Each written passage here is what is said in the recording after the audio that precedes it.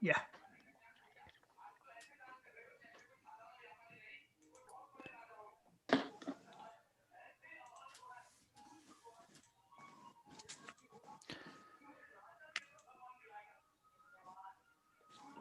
We're live. Hey, hello everyone. My name is Ryan Gniadek. I'm here with Jason Trott from the Anne Arundel County GOP, Governor Bob Ehrlich of Maryland, and Governor George Allen of Virginia, here for the Chesapeake Governors special of the Montgomery County Republican Club Direct Line program to talk about the presidential election, which will be culminating next week. Jason, do you want to take us away? Sure. So as you guys know, I like to say that the presidential election has already started. I like to not even say that it's next week because people have been voting for so long, and even I went and voted tonight. So the first thing I wanted to ask both Governor Ehrlich and Governor Allen, and either one of you can go first, is what Trump, what do you think is President Trump's path for victory right now? I mean, we're seeing in the different polls that he's down in a lot of states that he's considering must wins. And we've seen today, tomorrow, and I'm sure we'll see for the rest of the week, him making pushes in these final last few states, especially in Michigan and Wisconsin and Minnesota. What do you think is the president's path for victory? Well, go ahead, Bob. George? Go ahead, Bob. It's your state. You're the home team. I feel as though you have a part of it, so many Marylanders have moved there over the years. But anyway, I think you're going to hear the same answer from us, and it's really not any magic nor secret. It's really 3 Sunbelt states and 3 industrial Midwest states. I look at Florida, North Carolina, Arizona, and in the 3 industrial states, obviously Michigan, Wisconsin, and Pennsylvania. From my conversations, and Gov, I'm sure yours as well, the bottom line is you got to carry the 3 Sunbelt states and then at least 1. It's 3 plus 1. That's how I see this entire race coming down. And quite frankly, I think we're going to have a difficult time in Wisconsin. Michigan is always difficult, but Pennsylvania is a state that obviously is near and dear to us, Gov, because Marylanders spend a lot of time every 4 years in Pennsylvania, southern Pennsylvania. In fact, we call southern Pennsylvania Maryland because so many Marylanders have moved, the tax expatriates have moved there, still work in Maryland, by the way. But I-83, they take it south in the morning and north in the evening because of taxes in Maryland. So Shrewsbury is the town that Maryland tax policy built. Southern Maryland, Southern Pennsylvania is very, very familiar to Marylanders. And quite frankly, Pennsylvania is the key to this race, Gov. Yeah, I very much agree with it. Here's the way to look at this. I agree with everything that Governor Ehrlich said. And I really think that, well, here's the way to watch it as the election results come in. And every state counts these ballots differently. Right now, in some states, well over 50% of the people have voted. And so some states are already counting ballots that have been mailed in or in-person early voting. So some states, we're not going to know on election night. So here's a kind of way of looking at it on election night that I'm going to look at. First of all is, how does Sumter County, Florida vote? And that's where the villages are. The president's had rallies there. The Florida, because of no state income taxes, no death taxes, it is one of those states, along with Texas and Tennessee, with no income taxes, that are really growing. And so and you got to compare, how is he doing this year in that county or the villages compared to 2016? That will be an early indicator. Next early indicator that's crucial, as Governor Ehrlich said, is North Carolina. North Carolina is important for the presidency. It's vitally important for the Republicans keeping a majority in the Senate, which we can talk about later. Then Pennsylvania. Pennsylvania is the keystone state and is key to it. Vice President Biden's comments against fracking, against oil and gas, those folks in Pennsylvania, other than in the Philadelphia area, are energy literate. And that means if you're going to shut down those jobs that provide really good paying jobs with the Marcellus Shale in Pennsylvania, it's not just those good paying jobs, it's those who manufacture the pipes, the valves, and then the revenues that come from severance taxes. That's what funds the schools in those communities. And so if you shut all that down, that just kills those communities. So that's what I'd look at on the first hour after the polls close. Then, I agree with Governor Ehrlich. We agree on a lot of stuff, even this. Wisconsin, I think, is going to be tough. Michigan's going to be tough, although we have a really good Senate candidate there that could be our upset +1 for Republicans, possibly. But I think those two states run by Democrat governors now. Last time Trump won those two states, you had a Republican Governor Snyder in Michigan, who passed a right to work law, no less. And in Wisconsin, you had Governor Walker. And so they're not there anymore. You have Democrats. Minnesota, there's a change. Trump came close. Biden's comments against oil and gas and fracking gets everyone who's involved in mining to understand it. And on that Iron Range in northern Minnesota is where I think Trump can do very, very well.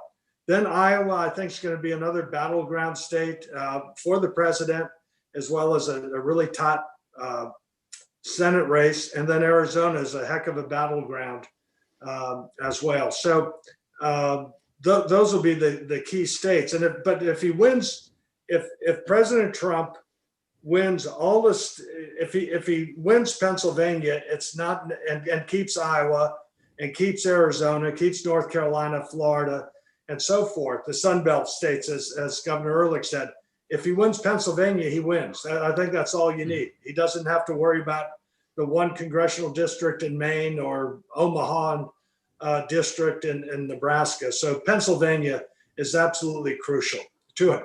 And who knows what all these riots that are going on right now in Philadelphia, what will that do? I think law enforcement has never been more in support of Republican candidates now, and I think that may help with suburban women. I know my wife, Susan, is on a group of Moms for Security and Safety, and people do care about safety, and defunding or reallocating away from police is not a way to make our communities and neighborhoods more safe. I just add, I adopt everything that was just stated by Gov Allen. With regard to Wisconsin and Minnesota, they're not necessarily fracking states, but they're mining states, and that sand is used in. So although they're not shale states, there's tens of thousands of jobs dependent on the gas fields, on fracking in those states. So it's an indirect, a little bit more of an indirect issue, but particularly I'm a little more bullish on Minnesota than I am on Wisconsin, because and I know it's been 1972. It's been a long time since we carried Minnesota, but last time was razor thin. Law and order is a big issue there this time again. We just talked about the Iron Range, and I just get a good feeling. I've been told, I'm not sure this is correct, but I've been told that most of the money raised, and I believe we raised $26 million online after the second debate. Most of that money is being targeted to Minnesota. So, you talk about the press is loving these days talking about the Democrats expanding the map, as they did about Hillary 4 years ago. But if you want to talk about expanding the map, Minnesota is in focus from our perspective. Yep. I've seen a lot of it now. Oh, go ahead, Governor. I'd also, what Governor Ehrlich said is correct on that fracking sand. That's a proppant that's needed in fracking. The other thing is, to the extent in Minnesota is not as much as Michigan and Wisconsin are manufacturing states, and manufacturers understand the correlation between having affordable supplies of natural gas, which is a feedstock for making metals and glass and plastics and chemicals and fertilizers. And so they understand the importance of energy for our country being more competitive. The other interest in it, I just don't think there's enough people there, but in southern New Mexico, that the Permian Basin, which everyone thinks is in Texas, a lot of it's in southern New Mexico. And 39% of the budget of New Mexico is funded from oil and gas production in New Mexico. Now, most of the people live up in Santa Fe and Albuquerque and so forth. But if you take the Biden or the Green New Deal approaches and you kill off that industry, you're really devastating the state of New Mexico's budget. But I still think New Mexico will be tough. But I watch how southern New Mexico votes compared to the Albuquerque area. But the Republicans, here's the reality. You look at these maps. Heck, you look at the map of Virginia. Look at the map of Maryland on election days, and you look at the map of the United States, and they'll have the counties that are Democrat and the counties that are Republican. It's overwhelmingly the land area is Republican, conservative. And I said, all right, any places where you see livestock, crops being grown, forestry or mountains or mining, that's going to be ours. Theirs are wherever there's mass transit and a lot of stoplights is where the Democrats do well. Yeah. So both of you mentioned Pennsylvania as being one of the key Midwest states that the president No, has to win one of Northeastern. the 4 states. Yep. Northeast, yep. So Pennsylvania is accepting mail-in ballots up to 3 days after the election. Do either of you have anything you want to say about that and how that could influence how we receive results? I think, again, mail-in ballots are mail-in and the terribly extended early voting, in my view, are solutions in search of a problem. Gov, I don't think we've ever talked about this, but the Democrats in these states have invited these issues relating to fraud. Now, trending on Twitter, actually since the last debate, has been, how can I change my vote? Can you imagine? We were going to have enough problems to begin with. Now we're going to have problems with people wanting to change their, particularly in Western Pennsylvania, after Vice President Biden uttered those now infamous words concerning oil and gas and energy generally. So I think that a lot of Democratic governors and legislatures have invited this issue, have invited this problem, have invited this potentially catastrophic problem, given how close this race may end up being. Yeah, I agree with the governor on this. There's one thing about early voting where you actually go in and vote early. Yep. And that's, it used to be relevant, and every state is different, and that's the beauty of our country. And you could have absentee ballots because you're going to be out of town on election day, but you vote in person, and so it's verified. That's the person. But having this, the big threat to the integrity of voting is this concept called voter harvesting, which they've been doing in California. And you have election day in Orange County, California, which has always been Republican. The airport is named after John Wayne. So it's good conservative area. So election night, it looks great. And they're voter harvesting, and several days later, all of a sudden, literally tens of thousands of ballots show up.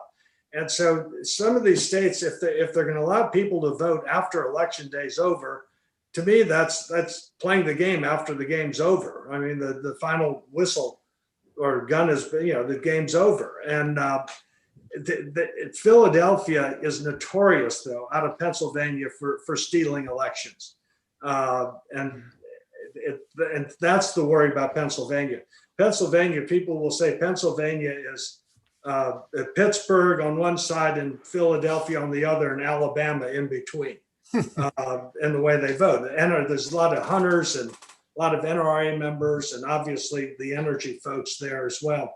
The other thing, the tricks that the Democrats have taken over Nevada's legislature and their governor, and they sent out ballots to everyone. This mailed out ballots to everyone on the list. The electoral board said, well, no, there's about 200,000 of these. I forgot what the number was, but something like that they no longer live there and such, but they sent them all out to them anyway. And people die, people move, and just sending out ballots to people to mail in, to me, just invites fraud and mischievous ways that harm the integrity of the election. Yeah, ballot harvesting is horrific. Again, I've written a bunch in the past on voter photo ID. I love to pull out my when I go vote. they kind of know who I am, but I pull out my driver's license and it's like kryptonite and Superman. No, no, no, no, no, no. We don't want to see your ID. That's crazy. In Maryland, no ID required there, Gov. Oh, gee. It's crazy. Well, and here, well, they say, oh, that somehow suppresses the vote. You have to show ID to get on an airplane. Do anything. ID for everything. And then here's the other thing. Each state's different. In some states allow same day registration. Wisconsin's one of those. Yep. And so y'all worried about the county at Madison, Wisconsin, University of Wisconsin, and people voting there, and they can register there and then race over to Milwaukee and vote over there as well. So, but, integrity matters in this, and whoever wins, but you want to, play the game or the contest fairly. I need my Maryland driver's license to buy Claritin D for my seasonal allergies, but not to vote in the state of Maryland. That's a good line. That's good. I've used it a lot. Yeah. Fair enough. Yeah. So I think we want to move on to talking about the Senate. So obviously there's a lot of Senate seats up for play. We have a thin majority in the Senate, as was evidenced by the slim confirmation of Amy Coney Barrett, which we can talk about later. But are there any states that you guys are watching for the Senate that could either flip from Democrat to Republican or Republican to Democrat? I've been keeping track of this from the very beginning on the Senate. I was chairman of the National Republican Senatorial Committee for the 2004 cycle, and we did very well and picked up to 55 seats. To me, the presidential election obviously has got all the focus. The most important result from these elections, in my view, and you may look at it as an insurance policy, is control of the United States Senate. In the event that Vice President Biden wins, if they have a Democrat Senate on top of a Democrat House, they're going to ram through all these things that are going to make our country much less prosperous, less opportunity, more government-directed policies as far as our economy, and against sound energy policy, more regulations, more litigation, and so forth. So the Senate is absolutely essential. The only sure plus one for the Republicans is Alabama. That's the only one that's a sure plus one. And they're so desperate, they're criticizing Coach Tuberville for losing to Vanderbilt when he was at Auburn. And so we should have never lost to Vanderbilt. Of course not, Governor, but still, if that's the only thing they can criticize him on, I think he's going free and clear. Michigan, I think that's kind of a long shot, but still, I think we have a good candidate there. Minnesota, New Mexico, Virginia are probably lower. Here, playing defense is what we're having to do. I look at Arizona as very, very difficult. I'm just saying at this point, it doesn't look good, but it's getting maybe a little bit better. Maine is going to be very difficult. Justice Barrett is a plus for all of us who think judges ought to apply the law, not invent it. It doesn't help Susan Collins. She gave the best speech, one of the best speeches I've ever heard on the Senate floor, in her decisive vote and decision for Justice Kavanaugh. Just a great speech, but that doesn't help her there. Colorado, probably out of them all. Cory Gardner's a great guy, but I think it's going to be really, really tough. Colorado's been, it's just gone blue. So that one looks tough. North Carolina's neck and neck. There's been some scandals that have come up with the Democrats, so that's neck and neck there. Golf, if I can interrupt you there, I think North Carolina I had in my minus column, but given the scandal, I think Tillis may survive, and that would be a huge keep. No, it's absolutely key. When you come down to it, if you lose two, say you lose Colorado and Arizona, we're still going to pick up Alabama. I think it's going to come down to Iowa, Maine, and North Carolina. Those are going to be the key ones. Daines and Montana has a close race, but Trump's going to do great in Montana, and that I think is going to help Dane. South Carolina, I cannot believe, but they've just piled tons of money in against Lindsey Graham. But I think Lindsey's been helped by his masterful chairmanship of the Judiciary Committee, getting Justice Barrett through. And it's South Carolina. Come on. Yeah. Right, I know. And Trump's going to win it. Georgia, you have the potential in Georgia of 2 overtimes. In Georgia, you have to get 50% to get elected. Otherwise, you have a runoff. And clearly in the second one, with so many people running, the Democrat, this is Loeffler, where Loeffler was appointed. The Democrat will get the most votes, but the Democrat won't get 50. And then Collins or Loeffler will be in second, and then they'll have a runoff. And in Purdue's race, it's really, really close. And there's another party in there. So if neither get 50%, then you can have a double overtime races in Georgia, and that'll be months later. But I think Texas is fine. Tennessee's great. I think Leader McConnell will be fine there. But I think it's really going to come down to Iowa, Maine, and North Carolina. Those are going to be your pivotal Senate seats. I could not agree more. As I said, I've become more bullish on North Carolina, and Tillis's numbers have edged up. Yeah, of the presidents, and I think the press will make a big deal out of election night in Georgia. But in the end, we're going to have 2 Republican senators from Georgia. Yeah, but it'll go. Well, one of them definitely is going to go into overtime for a runoff. I agree. I agree. Cory Gardner's a terrific senator, as you said, terrific guy. Yeah. I'm really concerned about that, but I think Ernst is going to win. I think the president's going to win Iowa. I think Ernst will win as well. So, as you said, it comes down to whether Collins can hold on in Maine. It comes down to North Carolina.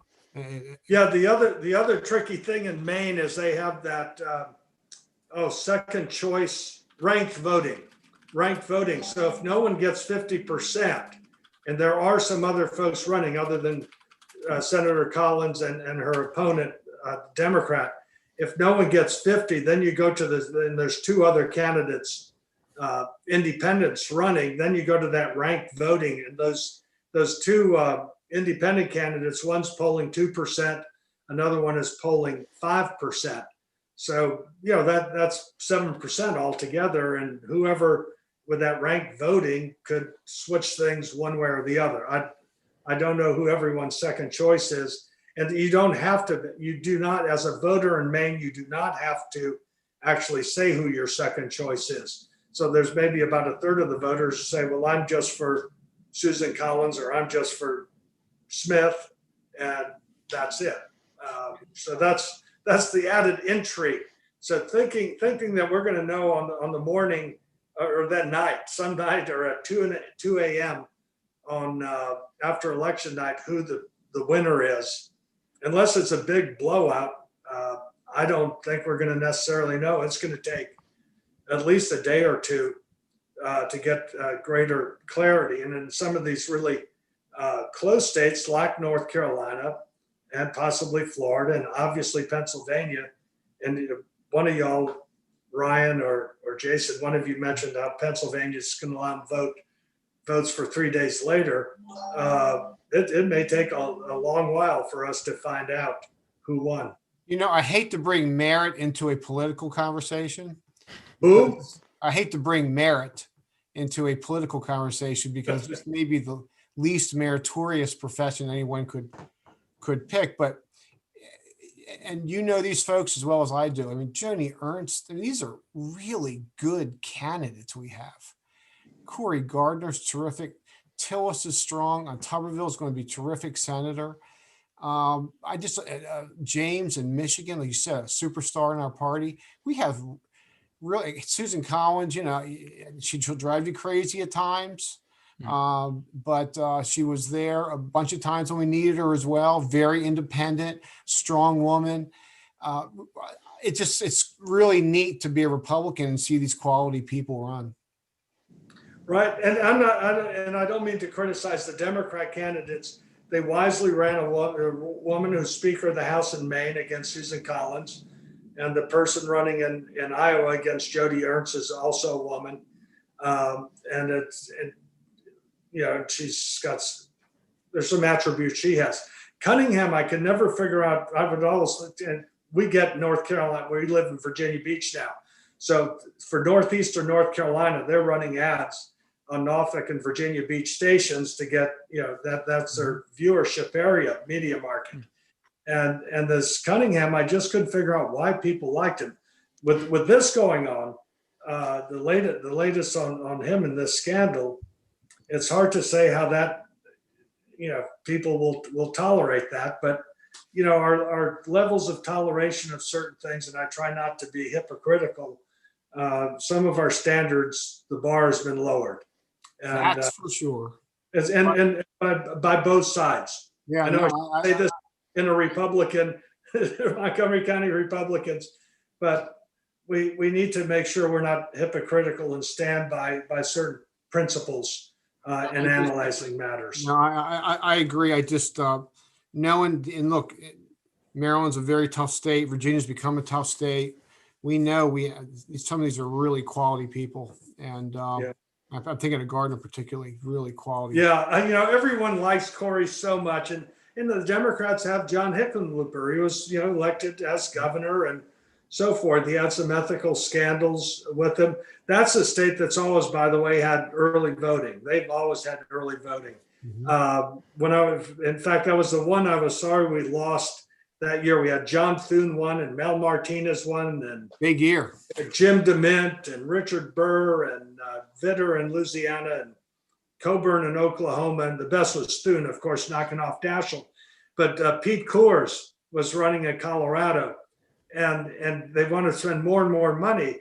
And as you have, half the people have voted a month before the election, so you're spending, and ads cost more as you get closer to election day, but you're actually targeting fewer and fewer people by election day. And so, to some extent, people can choose whether they want to vote early or not.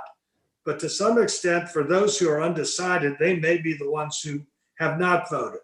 You and I, Governor, regardless of the debates, unless something absolutely horrendous, unbelievable happened, we knew who we're voting for. Of course.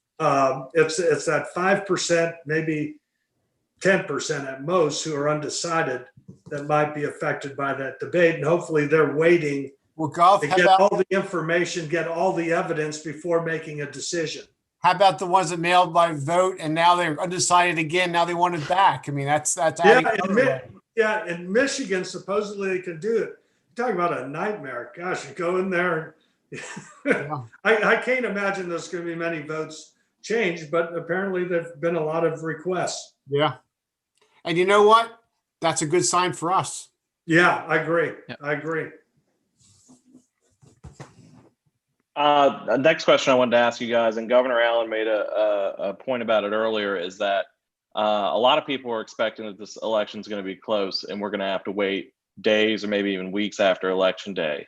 And something that could play into that is the Supreme Court. And people were worried that the Supreme Court is going to have to play a role in deciding stuff about election day. And I actually just got a notification on the computer right here that they just ruled that North Carolina too will accept ballots after election day is passed. So this week, the Republican Senate confirmed Amy Coney Barrett, President Trump's nominee to the Supreme Court. Could I just get your two's reaction to that choice, his choice of the new Supreme Court justice, and also what that could mean for this election? Well, if you followed this at all, you knew that from 3 years ago when she had her first nomination and hearing, she was a superstar. And who's that young guy there? Me. And so many of us expected, Governor, I suspect you fall in this line as well. I certainly do. We thought she would be on the very short list. Her selection was no surprise to anyone. She has been a superstar since the day she entered grade school. Integrity beyond question, brains beyond question, originalist beyond question, the philosophical approach that we're looking for in our judges, an absolute superstar. And the Democrats had 3 years to dig up anything, whether she stole a French fry in middle school from her neighbor's plate. They couldn't find that. They had 3 years to dig up anything. And what did they come up with, really? They came up with indicting her Catholicism, which has been a road they've traveled in the past. It failed in the past. It failed here. So really, this went out with the Democrats in the Senate on the Judiciary Committee went out with a whimper this time, Gov. Yeah, well, I agree with all the credentials that Governor Ehrlich talked about with Justice Barrett. But I thought the best was when they asked, she's answering these questions about all sorts of cases, and has remembered what she wrote, what the case was about, what were the issues, what her dissent was or majority opinion, and what the other judges on in the circuit ruled on, and what their argument was. I found it just as far as her intellect, absolutely a great, impressive performance. The Democrats, who had earlier tried to criticize her religion, backed off on all of that. So they argued about process. They tried to make it an issue of health care and pre-existing conditions being covered. And they did really nothing on her credentials or her qualifications to serve on the court. So they talked about process and why you're rushing it through and this, that, and the other. And so, and by the way, on the religious issue, it's one of those things that is not subject to interpretation. It's clear in the Constitution that there shall be no religious test for service in government. I always like to quote Thomas Jefferson. I had a seat one time in the House of Delegates in Virginia, who was the author of the Statute of Religious Freedom, which is much more elaborate than what's in the First Amendment to the Constitution of the United States on freedom of religion. But he said, whether somebody believes in one God or 20 gods or no gods, neither picks my pocket nor breaks my leg. And so what someone's religious beliefs are their own personal beliefs. And what I liked what Justice Barrett said, even when she was sworn in, was whatever her personal feelings are about any issue is not how she's going to rule. It's going to be based on the law as passed by elected representatives of the people and signed by the president, or the Constitution. And that's what you want in a justice. And none of us want a theocracy in our country. It'd be awful if we had a theocracy. We'd have much less fun. I'll tell you what burns me, though, is that we play by the rules. When Sotomayor, when Kagan we knew their judicial philosophy. We knew their activism. We knew they'd be reliable liberal votes, and still most Republicans voted for him. The president had won. They were his nominees. They reflected his philosophical orientation. He had campaigned on that issue as well. All presidents campaign on this issue these days. And for the most part, Republicans went along, and that's sort of the way it's played. But the Democrats, it appears, have now, again, crossed the line with this philosophical, ideological litmus test, and they're not going to go away from it easily. Yeah. By the way, I think the days of everyone going along on justices first started. I mean, you could start with Bork and Clarence Thomas and so forth. When I was in the Senate, it was just awful that they wouldn't vote on people who would have a majority of support, but you have to get 60 votes for it. There's one in particular, Miguel Estrada, highly qualified, had argued cases before the Supreme Court. The American Bar Association rated him as high as you can rate him. And he had like 54, 55 votes, but we couldn't get 60. And so he gets stopped. And they didn't want him on the DC Court of Appeals because they didn't want a Republican ultimately putting a Hispanic on the Supreme Court. Yep. And in those days, I said, get rid of this stinking. I was one of those ready to get rid of this filibuster on judges. Vote for him. Vote for him or vote against him and be accountable for it. That the Senate is to advise and consent. And so then Harry Reid got rid of it, which I thought, fine, good. I was for that way before then. And then But Mitch McConnell told him at the time, you're going to live to regret this. And he and he did with Gorsuch, not Gorsuch, the one they wouldn't vote on the last year of Obama's administration. Garland. Yeah. Garland. Yep. Garland. Now, what they should have done with that is just vote him down. but why make him run the gauntlet if he wasn't going to get approved? So I think the big issue on judges and justices coming up, and it is being set up, and finally, Joe Biden, who generally is in his basement and fairly, he'll venture across to Chester County, Pennsylvania. This is a big trek from Wilmington. For those who know where it is, it's not much of a trek. It's probably closer than Dover, Delaware. But they're going to try to expand the Supreme Court, the number of justices on the Supreme Court. Yeah. And this is really, in my view, an outrageous politicization of the Supreme Court, to expand it because you just want to change the nature of the game. And obviously they have the right to do so. It's the 9 justices is not in the Constitution. It is the right of Congress to do it. But and he says, he's going to have a commission. Well, the commission, Governor, you appointed commissions, I appointed commissions. We wanted to put in truth in sentencing, abolishing parole, juvenile justice, welfare reform, whatever it was. You put people on these commissions to get your idea put into a form that is in legislative language form. I predict neither you nor I will be placed on that commission. No, neither of us will be on that commission. No. So I think we know people who might be, though. Yeah, if they put you on, you would be. No one who thinks like you or I think will be on that commission. Correct. But there'll be scholarly people of real knowledgeable historians and so forth. And so that's going to give them, if they win, that's what they're going to do. That's where this court battle is going to be. One other thing to watch, and I always like to stick to principles, and that is whether federal judges ought to be appointed for terms rather than for life. Mm-hmm. In Virginia, judges get appointed for terms.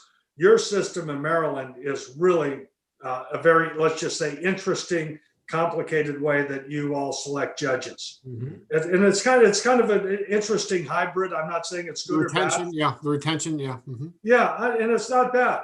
There's a lot of merits to it, but they're terms. And Thomas Jefferson in the beginning felt that federal judges ought to be appointed for terms rather than for life. And that, that's something worth discussing. And it wouldn't be a short term. It would be 16 years, 20 years, whatever it may be. So that's something worth considering. But expanding the size of the Supreme Court, to me, is a great overreach of power to try to and only for political purposes. I would just and this is not for consumption with folks watching us now or listening to us now, but for the never Trumper Republicans out there, for the folks who believe that Joe Biden's going to return to his quote unquote liberal ways, but not progressive ways. If Joe Biden wins, the progressives are going to be knocking on the door.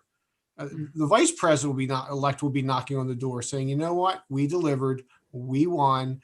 This is our party. We're ascendant. You signed the agreement. Here's Senator Sanders, and he'd like labor. And here's whomever at Treasury, and there's going to be enormous power on old regular guy, Amtrak, regular liberal, old school Joe to go with the progressive lot. And quite frankly, since that lot is the ascendant group within the Democratic Party, they're going to have enormous power in a Biden administration. Yeah, you're exactly right, Governor. Because if Joe Biden wins, and my comment will be, I hope he's the way he was when I knew him in the Senate, mm-hmm. who was left of center, liberal but reasonable, not a progressive. Yeah. Well, I don't call them progressives. I call them regressives. the people who are hurt the worst by their policies are lower and middle income working families who can't afford $50 a month more for their power bills, or higher gasoline taxes, or higher food costs, or lose their job with a $15 minimum wage. Yeah. Again, all of that. So the people hurt the worst are lower and middle income working families. That's why I call them, refer to them as regressives. But you got a San Francisco radical as Speaker of the House. You got a San Francisco radical as your vice president, and you got Schumer, who's worried about getting primaried by AOC in New York, and so and she already knocked off a leader previously, Right. one of the top Democrats to win in a primary. Right. So they are driven by that far left, the socialistic ideas of this Green New Deal. I wish they'd asked who, he's not necessarily going to keep his promises, but if they passed a bill, if they had the House and they had the Senate, that's why the Senate's so crucial. If the Democrats have the Senate, you may get Joe Manchin would be the only one on some of these energy policies to be against him. But if they pass something that banned fracking in the United States and said we're going to have to go all to, offshore wind power and so forth and so on, would you veto that? And I don't think he would. I do not think he would. He's going to face enormous pressure from his left. Right. That's the price of this modern day coalition. So, I'll just say this, and I'm not going to name any names, and you and I know lots of folks and some folks in the Never Trump camp and all that. And if we lose, I think we're going to win. I really and honestly think we're going to win. But if we lose, those Never Trumpers, those old GOPers, those quote unquote conservatives, they're going to own Joe Biden. They're going to own what happens. They're going to own these liberal judges. They're going to own an anti-fracking initiative. They're going to own it. And it's not going to be pleasant, but that's the way I see it. Yep. I do want to throw in, we're coming up on the end mark, and I'll give you some time for some final thoughts. But Governor Allen mentioned the way we elect judges in the state of Maryland. We have the sitting judges up for election here in Montgomery County, including one that Governor Ehrlich appointed, Judge Boynton. So the Montgomery County Republican Club has endorsed the sitting judges, and we want you to vote for that slate. So I'm glad I brought that up, a relevant local issue. There you go. And so we're going up towards the end of our time here, so I'll give you each the chance to give a final thought. I'll give a final thought. If you've met anybody, known anybody, any former neighbors, if you've driven through Pittsburgh at any time in your life, call that person. It's all about Pennsylvania. It's all about Pennsylvania. We win Pennsylvania, there are many routes to the presidency. We lose Pennsylvania, it's going to be an awful, uncomfortable night and an awful, uncomfortable 4 years. Mm-hmm. Well, good point. I would call all your friends in Pennsylvania and North Carolina and Florida and Arizona as well. This is a consequential election, no question about it, and every vote counts. I'm glad you have that judge vote in Montgomery County, a legacy of Governor Ehrlich and his good judgment as governor. And obviously these Senate races matter a great deal, and I really think that's our insurance policy. Everyone needs to get out to vote. It's not going to maybe matter for us in Virginia or in Maryland. We have some pretty close congressional races in Virginia, but it is important, whatever you can do to try to get those extra votes. And I agree with the governor. You all probably in Maryland, obviously the Mason-Dixon line divides Maryland and Pennsylvania. And so, there's probably a lot of folks there. Make sure they get out and vote. The world's controlled by those who show up. And I think that Republicans generally are going to be voting more on election day. Democrats are more mailing in the vote or voting early. So, and no matter what the weather is, get out and vote and make sure people get out and vote, because it's not so much personalities. This is not an election about personalities, election of the direction of our country and whether or not we're going to be a free market driven, free people driven economy, or is it going to be directed by the government? And those of us who trust free people and free enterprise like people making decisions rather than bureaucrats in distance Washington and all these elites who don't really understand what it's like in the real world. And I would just add this, just as a final, I truly believe that free speech on campus and off is on the ballot this time. So if you really care about the future of free speech, think about who's protecting it and who wants to limit it. Yeah, very good point, Governor. And the other thing is the media. Everyone knows the media. So you've got 95% of them are trying to defend, hide, protect Biden, and everything's negative. against Trump. And this latest thing with this situation with Vice President Biden's son and so forth, I guarantee you, if any Republican had these allegations against him, they would just be after him endlessly and not just saying, oh, well, it's the Russians. It has nothing to do with the Russians, other than the Russians giving them some money, possibly. But it's just the hypocrisy of the media that everyone knows. And I'm not talking about Fox. And so thank goodness there's Fox and there's the Wall Street Journal. But, the Washington Post and the rest of the media, even local media, it's so sad that you don't have objective coverage. And it's people have to find out the truth. And hopefully they'll have the good sense to make sure America stays a great country with freedom and opportunity for all. Amen. What a great message to end on. So I want to thank both the governors for joining us. Thank Jason for being our co-host. If you want more information on how to vote or who to vote for, visit our website or visit the state party website at mdgop.org. And we'll see you all next week. Adios. Get out and vote. Thank you, Thank you, Ryan. guys. Go Thank you, Hokies. everyone.